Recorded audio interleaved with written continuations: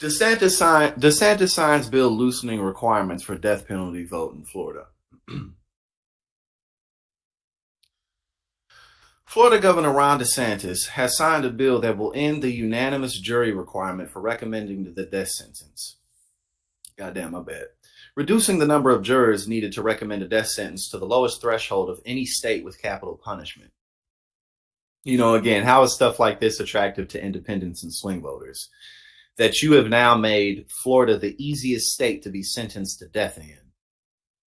SB 450, which allows juries to recommend a death sentence with an 8-4 vote instead of unanimous, was prompted after a jury decided against a death sentence for Nikolas Cruz, the gunman responsible for the 2018 mass shooting at Marjory Stoneman Douglas High School in Parkland, Florida. Cruz received a life sentence without the possibility of parole when 3 of the 12 jurors voted against the death penalty, leaving some family members of the victims disappointed and upset. Quote, once a defendant in a capital case is found guilty by a unanimous jury, one juror should not be able to veto a capital sentence, DeSantis said in a statement.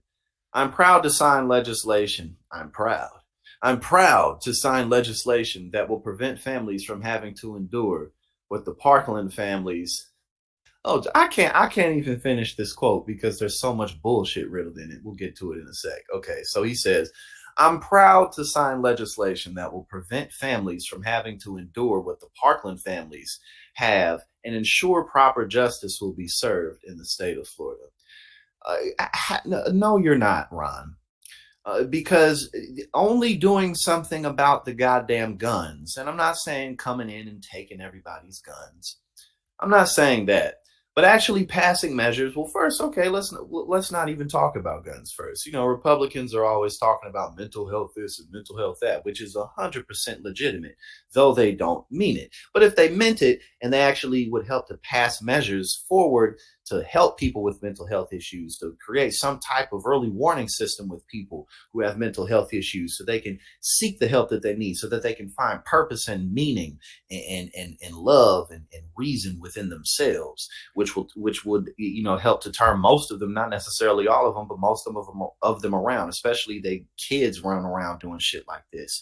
If you invested into the education system so that people have more opportunities, blah, blah, blah, blah, blah, invested into the city and the state in a variety of ways, and then actually did something about the guns, like making it so that, maybe people should be a little bit older before they can purchase semi-automatic weapons and shit like that, or, stricter gun control laws, stuff like that most people are reasonably on board with, because that's not going far at all. It's just reasonable measures that would make a difference. But the Republican Party is just, no. There's no solution that will fix everything. Therefore, we should do nothing at all. And that's the thing that kills me about it. It's like, well, there's no surefire way to fix gun violence completely. So let's just do nothing. So again, that's why it's so ridiculous for Ron to sit here and say, how is signing a bill that makes it easier to sentence people to death who may not have done anything related to running up in a school and shooting it, or running up in a church, or running up in a supermarket, or whatever the fuck? It could have nothing to do with that. How does making it easier to kill people who maybe are on death row for triple homicide and an armed robbery or some shit, like, what does that have to? It has nothing to do with anything. So again, back to the point that stuff like this is not going to win over. You know what I'm saying? It's not going to win over independents. It's not going to win over swing voters, because this is stupid. This is just fucking stupid. You know what I'm saying? And also, I mean, listen to how easily I just attack that.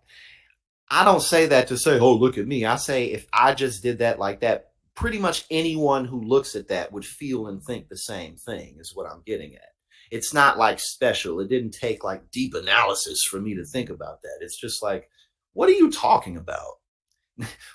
You just made Florida the easiest state to be sentenced to death in all of the United States. And you're like, oh, this will help to prevent school shootings. I'm proud to sign this legislation. Like, Oh, bro, man. This dude is such a fucking dipshit. Unanimous sentencing votes are required in almost all 27 states that permit the death penalty.